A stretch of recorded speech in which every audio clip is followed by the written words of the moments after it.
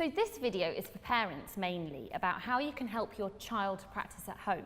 We know that it's a huge ask for you guys at home, but we feel like we've got some quite good tips to help you establish some really good habits and a bit of a routine with it. I think firstly it would be really important to set up the right environment for your child to practice. That means if you're a cellist, you need to find a chair or a stool in the right height for your child. Try to find something where your child can sit at the edge of the chair and have a 90-degree angle. Sorry, where do you want me to start that from? Where can we cut that? When you first come in. When I first come in. Yeah. Which is? So that means if you're a cellist, you're going to have to help them find a stool or a chair that's the right height for them. The right height is when you sit at the edge of your chair and you can have a 90-degree angle or a right angle where your knee bend is. Yeah, and for a violinist, it's really important that you don't sit down and practice. The child needs to be stood up, and if they're reading music, for instance, they need to be having this music on their eye level. It's no use having the music too high or too low because all the posture and things that we're trying to establish will be completely ruined. So if you can find a space where they can stand and a music stand at the right level, or a shelf if you haven't got a music stand. For the cellos, it's equally as important that you find something for the spike. Some of your floors might be carpet, and that's usually fine because all of your cellos have a little rubber knob at the end of it, which will work on a carpet. If your floor, however, is more like this floor, a bit slippery, you might need to find a spike holder. That can be some sort of arts and crafts that you make at home. Lots of mums and dads are really good at coming up with good ideas about spike holders that you can attach to chairs or with a rubber underneath that goes on the floor. You can buy them in music shops, or you can go to textile shops or rug shops and get rugs or ends of rugs for not very much money that you can put under your chair so it won't slip. Yeah, and the next thing is to make sure that the space in which you're practicing in is quiet and focused.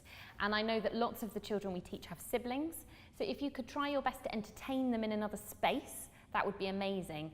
And I strongly recommend not allowing the other ones to do something that the one practicing really wants to do, because that makes them immediately unfocused. So that would be another good thing. And also, no technology in the room. So unless you're using the phone to help you practice, try your best as a parent to not be texting friends and going on Facebook or whatever, but just really focusing on your child's practice. It can be a lovely time. I remember from my childhood how lovely it was to just have those 5-10 minutes with either mum and dad, completely focused on something positive that I was doing. Absolutely. And as a parent, I strongly encourage you to use really positive language when your child is practicing. And leave the criticism to us. We'll do that bit.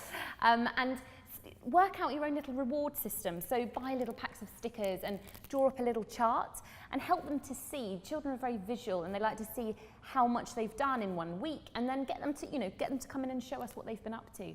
And also make little videos of them practicing and show us in class what they've been up to. It's always really good to do that. Absolutely. Other visual thing for kids is they sometimes don't have a good sense of time, how long they have been practicing for. So however long your child is practicing, if they're a beginner and they're practicing for a few minutes, or if they're further on and practicing for half an hour or an hour, it's very good to have a timer that you can set on your phone, or you can buy a really funny egg timer. I know they're very old-fashioned now, but they are fun to look at. And when the alarm goes off, and when the alarm goes up, it's time to stop, and then they can also follow it. And also one thing that we do as teachers, we do lots of repetitions. So if you could buy things or have things in your house, so if you've got lots of cuddly toys, every repetition they do, they get a cuddly toy and you can line them up so they can see how many repetitions they've done of one thing.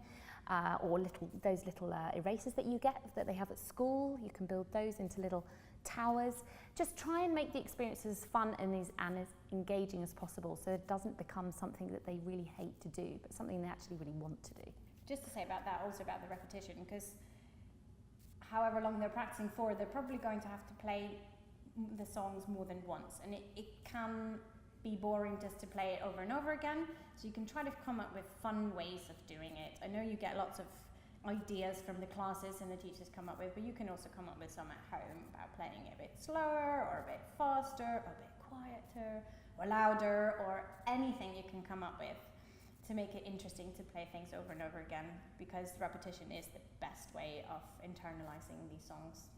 And fundamentally, it is not about the length necessary of time of practice, but rather that it's regular and consistent practice. So it becomes a part of your daily routine from day one, preferably.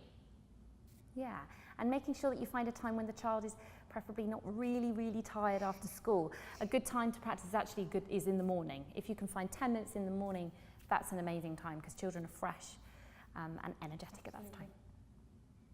Thank you. Have fun practicing.